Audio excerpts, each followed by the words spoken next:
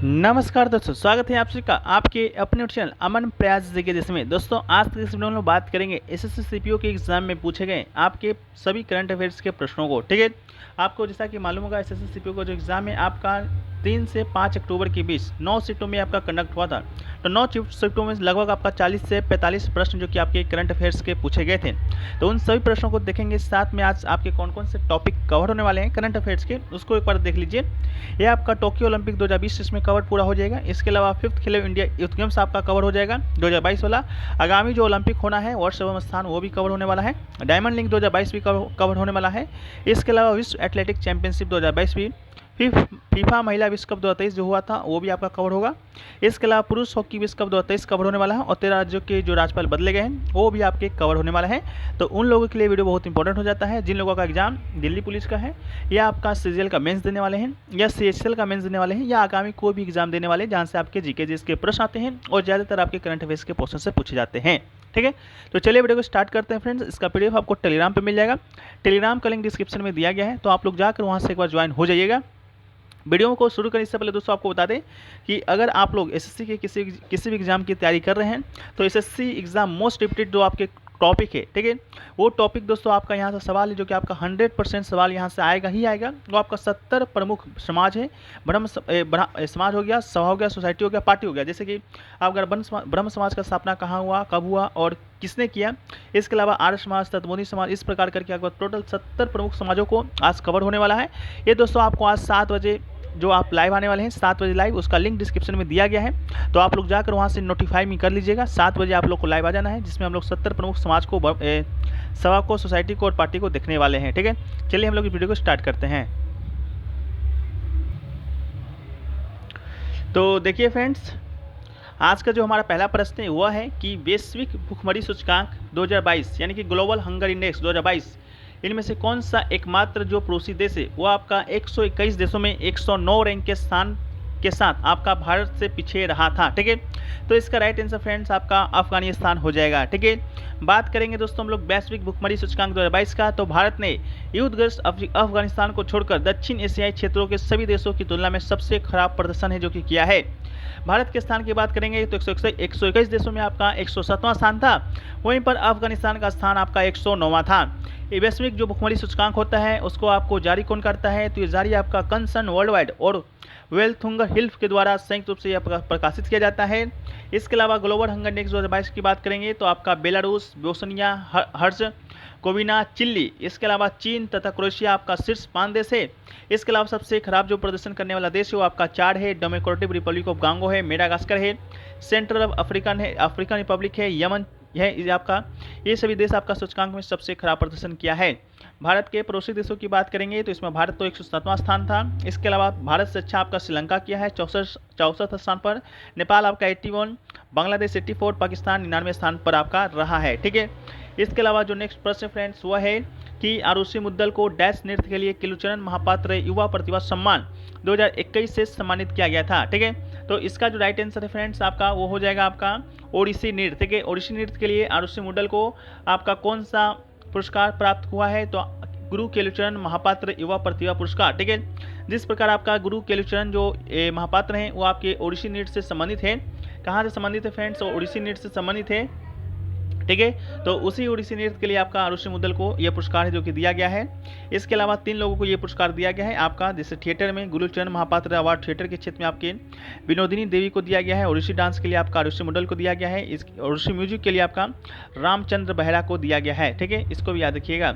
इसके अलावा दोस्तों आपका जो नेक्स्ट प्रश्न है, नेक्स्ट जो प्रश्न है आपका फ्रेंड्स वह है कि 17वीं लोकसभा से पंजाब में कितने सांसद है। ठीक है, यानी कि 17वीं लोकसभा से आपका पंजाब में कितने सांसद है जो कि आपके चुने गए हैं मेंबर ऑफ पार्लियामेंट। ठीक है, तो आपका बात करेंगे आपका पंजाब से, तो पंजाब से दोस्तों आपका 13 लोकसभा के सांसद है जो कि आपका चुना गया है, तो 13 इसका आपका राइट आंसर हो जाएगा। ठीक है, इसके अलावा 17वीं लोकसभा की बात करेंगे तो जिसका गठन आपका 2019 को हुआ था, भारतीय आम चुनाव में किया गया था। इसके अलावा भारतीय जो निर्वाचन आयोग है पूरे देश में आपका 11 अप्रैल 2019 से लेकर आपका 19 मई 2019 तक आपका 7 चरण में चुनाव है जो कि कराया था 17वीं लोकसभा का। इसके अलावा 17वीं लोकसभा की बात करेंगे तो सर्वाधिक आपका जो महिला जो प्रतिशत रहा है आपका महिला प्रतिनिधि का अब तक का सबसे ज़्यादा आपका 14% रहा है। इसके अलावा 267 आपके ऐसे सांसद हैं जो कि आपके पहली बार बने हैं। इसके अलावा 17वीं लोकसभा में 14% के साथ आपका 78 जो महिला है आपके सांसद हैं। इसके अलावा इसके अध्यक्ष की बात करेंगे तो ओम बिरला आपके इसके अध्यक्ष हैं जो कि भाजपा के हैं। उपाध्यक्ष का पद आपका रिक्त है। सदन के नेता की बात करेंगे तो नरेंद्र मोदी जी हैं। इसके अलावा विपक्ष के नेता का पद भी रिक्त है। महासचिव की बात करेंगे तो स्नेहलता श्रीवास्तव आपके क्या हैं, महासचिव हैं। ठीक है, चलिए इसके अलावा नेक्स्ट प्रश्न की ओर बढ़ते हैं। तो नेक्स्ट प्रश्न हमारा है कि 2020 का ओलंपिक खेलों में सुपर हेवीवेट बॉक्सिंग स्पर्धा में भाग लेने वाली प्रथम भारतीय कौन थे या थी। ठीक है, तो इसका राइट आंसर आपका ऑप्शन नंबर जो 4 दिया गया है सतीश कुमार, इसका आपका राइट आंसर हो जाएगा। ठीक है, सतीश कुमार की बात करेंगे तो भारत के ऐसे पहले बॉक्सर हैं जिन्होंने सुपर हैवीवेट कैटेगरी में ओलंपिक का टिकट है जो कि कटवाया है। इस खिलाड़ी ने एशियन बॉक्सिंग ओलंपिक क्वालिफायर्स के क्वार्टर फाइनल में ओटान बागर डाबी को आसानी से मात जो कि दिया था। इसके अलावा भारत की बात करेंगे मुक्केबाजी की, तो मुक्केबाजी में भारत है जो कि आप पहली बार 1948 के लंदन ओलंपिक में है जो कि भाग लिया था। इसके अलावा विजेंदर सिंह आपका ओलंपिक मेडल जीतने वाले पहले भारतीय बॉक्सर हैं जिन्होंने बीजिंग 2008 में कांस्य पदक है जो कि जीता है। ठीक है, चलिए इसके अलावा बात करते हैं। तो नेक्स्ट प्रश्न आपसे पूछा गया है फ्रेंड्स, वो पूछा गया है कि टोक्यो ओलंपिक 2020 में भारत की रैंक कितनी थी। ठीक है, तो टोक्यो ओलंपिक 2020 की बात करेंगे और उसमें भी आपका भारत का रैंक का, तो भारत का रैंक आपका फ्रेंड्स आपका 48 था, यानी कि 48 इसका राइट आंसर था। ठीक है, इसके अलावा टोक्यो ओलंपिक 2020 की बात करते हैं तो इसका जो आयोजन है आपका टोक्यो जापान में हुआ था। इसका आयोजन 2020 में होना था, लेकिन आपका 2020 में ना होकर ये आपका 2021 में हुआ था कोरोना महामारी के चलते। ठीक है, इसके अलावा आपका ये आपका अंतर्राष्ट्रीय बहु खेल आयोजन है जो कि ओलंपिक का यह 32वां संस्करण था। ठीक है, इसके अलावा इसका आयोजन 23 जुलाई से लेकर आपका 8 अगस्त के बीच हुआ था। ठीक है, टोक्यो जापान में, इस बात को याद रखिएगा। इसके अलावा शीर्ष 5 देशों की बात करेंगे तो इसमें आपका संयुक्त राज्य अमेरिका टॉप पर था, टोटल 113 पदक जीता है, 39 स्वर्ण था, 41 रजत था और 33 पदक कांस्य था। चीन की बात करेंगे तो चीन आपका सेकेंड स्थान पर था, जापान आपका थर्ड स्थान पर था, ग्रेट ब्रिटेन आपका फोर्थ था और आपका फिफ्थ आपका रूस था। ठीक है, इसके अलावा टोक्यो ओलंपिक 2020 में भारत की बात करते हैं तो भारत के परिप्रेक्ष्य में बात करेंगे तो आपका जो उद्घाटन समारोह के जो भारतीय दल के ध्वजवाहक थे वो आपके मैरी कॉम थे और पुरुष हॉकी टीम के कप्तान थे मनप्रीत सिंह। इसके अलावा समापन समारोह के ध्वजवाहक की बात करेंगे तो ये आपके बजरंग पुनिया जी ध्वजवाहक थे। ठीक है, इसके अलावा टोक्यो ओलंपिक की बात करेंगे तो भारत ने अब तक का सर्वश्रेष्ठ प्रदर्शन किया है ओलंपिक में, टोटल 7 पदक अपने नाम किया था। इससे पहले 2012 के लंदन ओलंपिक में भारत ने 6 पदक जीता है। इसके अलावा 7 पदक की बात करेंगे तो पहला पदक आपका नीरज चोपड़ा ने लाया था, पहला नहीं आपका स्वर्ण पदक लाया था। 87.58 मीटर के स्कोर के साथ आपका स्वर्ण पदक हासिल किया था जेवलिन थ्रो में। ठीक है, इसके अलावा रजत पदक की बात करेंगे तो 2 रजत पदक आया था। एक तो आपका मीराबाई चानू ने लाया था जो कि आपका महिलाओं की 49 kg भारोत्तोलन में, एक पदक आपका रवि दहिया ने लाया था पुरुषों की फ्री स्टाइल 57 kg कुश्ती में। इसके अलावा 4 कांस्य पदक आया था, एक आपका लवलीना बुरगोहेन जीती हैं, इसके अलावा पीवी सिंधु जी जीती हैं, बजरंग पुनिया जी जीते हैं और भारत पुरुष हॉकी टीम है जो कि जीता था कांस्य पदक। इसके अलावा आगामी ओलंपिक की बात करेंगे तो आगामी जो ओलंपिक है ग्रीष्मकालीन आपका 2020 में हुआ था, तो 4 साल में यह ओलंपिक का आयोजन होता है, तो अगला 2024 में होना है जो कि आपका फ्रांस में होना है, फ्रांस की राजधानी पेरिस में। ठीक है, ये आपका 33वां आपका ओलंपिक होगा। 26 जुलाई से 11 अगस्त तक ये आपका जो ओलंपिक है प्रस्तावित है। इसके अलावा कुछ क्वेश्चन है जैसे कि ओलंपिक के 33वें आयोजन में कौन से नए खेल जोड़े गए थे, तो आपका 5 नया खेल जोड़ा गया था, सर्फिंग हो गया, स्केटबोर्ड हो गया, स्पोर्ट्स क्लाइंबिंग हो गया, कराटा हो गया, बेसबॉल हो गया। इसके अलावा 2020 के शुभंकर का नाम पूछेगा तो मिराई तोवा इसके शुभंकर का नाम था। इसके अलावा आदर्श वर्ग की बात करेंगे तो यूनाइटेड बाय इमोशंस आपका टोक्यो ओलंपिक 2020 का आदर्श वर्ग था। पहले ओलंपिक की बात करेंगे तो एथेंस की राजधानी ग्रीस में खेला गया था 1896 में। इसके अलावा बात करेंगे हम लोग आधुनिक ओलंपिक के जनक की, तो आधुनिक ओलंपिक के जो जनक हैं आपके वेरन पीरे डी कॉर्बटिन हैं। इसके अलावा भारत ने पहली बार ओलंपिक में कब खेलने गया था, 1964 में गया था इंसब्रुक ऑस्ट्रेलिया में शीतकालीन ओलंपिक में पहली बार भारत की टीम ने भाग लिया था। इसके अलावा ओलंपिक के लोगों का आशय क्या है, तो ओलंपिक के जो लोगो हैं इसमें आपका 5 छल्ला देखते होंगे, 5 अलग अलग रंगों का जो कि महाद्वीपों का प्रतिनिधित्व करता है। नीला जो आपके रंग छल्ला है वो आपका यूरोप का, काला अफ्रीका का, लाल अमेरिका का, पीला एशिया का और हरा ऑस्ट्रेलिया का करता है। ठीक है, इसके अलावा ओलंपिक खेलों में आयोजित कराने वाली संस्था के नाम की बात करेंगे तो अंतर्राष्ट्रीय ओलंपिक समिति है। इसके अलावा अंतर्राष्ट्रीय ओलंपिक समिति का मुख्यालय आपका ल्यूसाने स्विट्जरलैंड में है। इसके अलावा अंतर्राष्ट्रीय जो आपके ओलंपिक समिति है उसके वर्तमान अध्यक्ष की बात करेंगे तो थॉमस बाक वर्तमान में इसके अध्यक्ष हैं, जो कि आपके 9वें अध्यक्ष हैं। ठीक है, तो फ्रेंड्स हमारा जो नेक्स्ट क्वेश्चन है वो है आपका कि 5वां खेलो इंडिया यूथ गेम्स 2022 का मेजबान कौन सा राज्य था। ठीक है, तो बात करेंगे आपका खेलो इंडिया यूथ गेम्स का, वो भी 5वां संस्करण का, तो उसका मेजबानी आपका मध्य प्रदेश किया था। तो इसका राइट आंसर आपका ऑप्शन नंबर 1 मध्य प्रदेश हो जाएगा। ठीक है, इसके अलावा इसका जो आयोजन है आपका 31 जनवरी से लेकर आपका 11 फरवरी तक किया गया था। इसका आयोजन आपका मध्य प्रदेश के 8 अलग अलग शहरों में किया गया था। पहला नंबर पे भोपाल, दूसरा नंबर पे इंदौर, तीसरा नंबर पे जबलपुर, चौथा पे आपका ग्वालियर, पांचवा में आपका उज्जैन, छठा पे आपका महेश्वर, सातवां में आपका मंडला और आठवां आपका बालाघाट में किया गया था। ठीक है, ये तो हम लोग बात कर लिए 5वां खेलो इंडिया यूथ गेम्स का। इसके अलावा चौथा जो खेलो इंडिया यूथ गेम्स है वो आपका 2022 में हुआ था पंचकुला में, हरियाणा में। ठीक है, इसके अलावा 2023 का जो खेलो इंडिया यूथ गेम्स हुआ 5वां संस्करण का, उसके कुछ मुख्य बिंदु की बात करेंगे तो पहला स्थान पे आपका महाराष्ट्र था, टोटल 161 पदक अपने नाम किया था, जिसमें से आपका 56 पदक स्वर्ण था। दूसरे स्थान पे आपका हरियाणा था, 128 पदक अपने नाम किया था, जिसमें से आपका 41 पदक स्वर्ण था। इसके अलावा मेजबान मध्य प्रदेश आपका 3rd स्थान पे था, आपका 39 स्वर्ण के साथ 96 पदकों के साथ। ठीक है, इसके अलावा खेलो इंडिया की शुरुआत की बात करेंगे तो इसका शुरुआत आपका 2018 में हुआ था। खेलो इंडिया स्कूल गेम्स के तहत किया गया था, बाद में 2019 में नाम बदलकर खेलो इंडिया यूनिवर्सिटी गेम्स इसका रख दिया गया है। नेक्स्ट आपका है ओलंपिक शीतकालीन खेल 2026 आपका कहाँ पर खेला जाएगा। तो ओलंपिक जो शीतकालीन जो गेम है आपका 2026 का, वो आपका मिलानो कोर्टिना में खेला जाएगा। मिलानो जो कोर्टिना है वो दोस्तों आपका इटली का एक शहर है, तो वहीं पर आपका शीतकालीन ओलंपिक गेम 2026 से जो कि आपका खेला जाना है, इसको भी याद रखिएगा। पहला शीतकालीन ओलंपिक खेल की बात करेंगे तो ये आपका 1924 में शुरू हुआ था, फ्रांस में हुआ था। ठीक है, फ्रांस याद रखिएगा, ज़्यादा कुछ याद रखना नहीं है।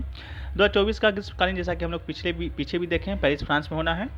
इसके अलावा बात करेंगे हम लोग नेक्स्ट का, इससे पहले दोस्तों बात कर लेंगे 2028 का जो ग्रीष्मकालीन ओलंपिक है 2024 के बाद आपका 4 साल के बाद 2028 में होगा। ये आपका लॉस एंजलिस कैलिफोर्निया संयुक्त राज्य अमेरिका में होना है। नेक्स्ट आपका है कि प्रधानमंत्री सूक्ष्म खाद्य प्रसंस्करण उद्योग उन्नयन योजना के तहत एक स्वयं सहायता समूह को सहायता के रूप में सीड कैपिटल यानी कि प्रारंभिक पूंजी के रूप में कितनी राशि प्रदान की जाती है। तो इसका राइट आंसर आपका ऑप्शन नंबर जो 2 है, यानी कि 40,000 रुपये की राशि जो कि आपका दिया जाता है। ये जो योजना आपका आत्मनिर्भर भारत अभियान के तहत शुरू किया गया था। प्रधानमंत्री सूक्ष्म उद्योग उन्नयन योजना की शुरुआत आपका 29 जून 2021 को एक वर्ष पूरे किए थे आपका 29 जून 2021 में। ये योजना 2020 में ही शुरू हुआ था। ये जो योजना आपका 35 राज्यों संघ शासित प्रदेशों में कार्यान्वित है। इसके अलावा मंत्रालय की बात करेंगे, इस योजना का कौन सा मंत्रालय संचालित कर रहा है। तो खाद्य प्रसंस्करण उद्योग मंत्रालय के द्वारा योजना है जो कि शुरू किया गया है। इसके अलावा वित्तीय सहायता की बात करेंगे तो आपका SHG यानी कि स्वयं सहायता समूह की प्रारंभिक पूंजी, कार्यशील पूंजी, छोटे उपकरण की खरीद के लिए प्रति सहायता समूह को 40,000 रुपये का प्रारंभिक वित्तपोषण है जो कि प्रदान किया जाएगा। नेक्स्ट क्वेश्चन की बात करेंगे तो पूछा गया आपका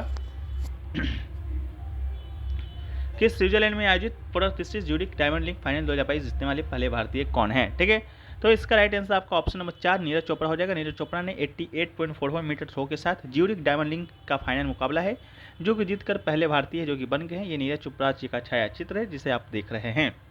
इसके अलावा नेक्स्ट क्वेश्चन पूछा गया कि विश्व एथलेटिक चैंपियनशिप 2022 में भारत ने कितने पदक जीता है। तो विश्व एथलेटिक चैंपियनशिप 2022 की बात करेंगे तो भारत ने टोटल मात्र एक ही पदक है जो कि अपने नाम किया है।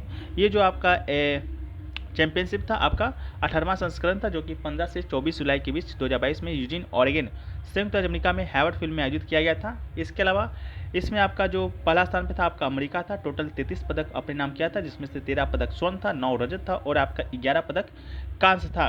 भारत की बात करेंगे तो भारत आपका 33वें स्थान पर रहा था, मात्र एक पदक ही जीता है, वो भी आपका जो गोल्डन बॉय नीरज चोपड़ा ने उन्होंने ही जीता है भाला फेंक में रजत पदक। ठीक है, इसके अलावा नेक्स्ट क्वेश्चन की बात करेंगे। इससे पहले दोस्तों आपको बता दें कि Tokyo Olympic champion Neeraj Chopra ने इतिहास रचा क्योंकि विश्व चैंपियनशिप में पदक जीतने वाले वो केवल दूसरे भारतीय और पहले पुरुष है। ठीक है, उन्होंने 88.13 मीटर्स का सर्वश्रेष्ठ थ्रो करके दूसरा स्थान हासिल किया था। इनसे पहले मात्र आपकी एक महिला थी अंजू बोर्वी जोर्दी ने, एक लंबी कूद खिलाड़ी जो कि पेरिस में 2003 में संस्करण में विश्व चैंपियनशिप में कांस्य पदक अपने नाम किया था। ठीक है, इसका जो उद्घाटन है यानी कि पहला जो चैंपियनशिप है आपका विश्व एथलेटिक चैंपियनशिप का 1983 में खेला गया था।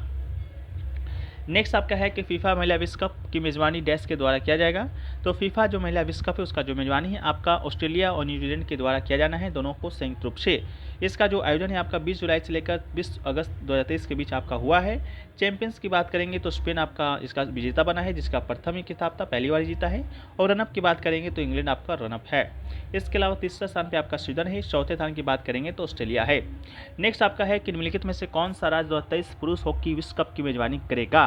तो 2023 का पुरुष हॉकी विश्व कप की मेजबानी की बात करेंगे तो ये हमारा देश भारत कर रहा है। भारत में भी कहाँ होना है, तो ओडिशा राज्य में होना है, यानी कि हो गया है, तो इसका राइट आंसर आपका ओडिशा हो जाएगा। इसके अलावा ये आपका 13 से 29 जनवरी 2023 तक ओडिशा के भुवनेश्वर के कलिंगा स्टेडियम में और भारत के राउरकेला में 20,000 सीटों वाली बिरसा मुंडा अंतर्राष्ट्रीय हॉकी स्टेडियम में आयोजित किया गया था। इसके विजेता की बात करेंगे तो जर्मनी, उपविजेता आपका बेल्जियम था। संस्करण की बात करेंगे तो ये आपका 15वां संस्करण था।